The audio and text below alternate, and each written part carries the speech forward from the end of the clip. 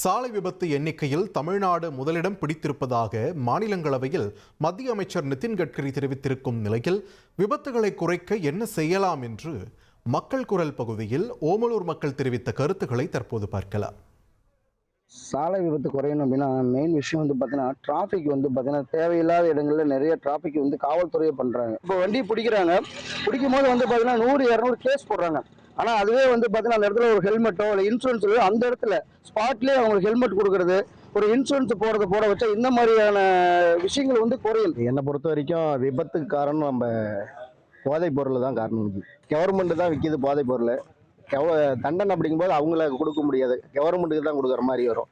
ஏன்னா அவங்களுக்கு ஈஸியாக கிடைக்குது, அதனால அவங்க பயன்படுத்துறாங்க. இன்னைக்கு 10 வருஷம் அப்படின்னு சொல்லி அதிகரித்து ரிமாண்ட் பண்ணக்கூடிய ஒரு சூழ்நிலையை இன்னைக்கு புதிய பிஎன்எஸ் சட்டத்தின் கீழே கொண்டு வந்திருக்கிறாங்க.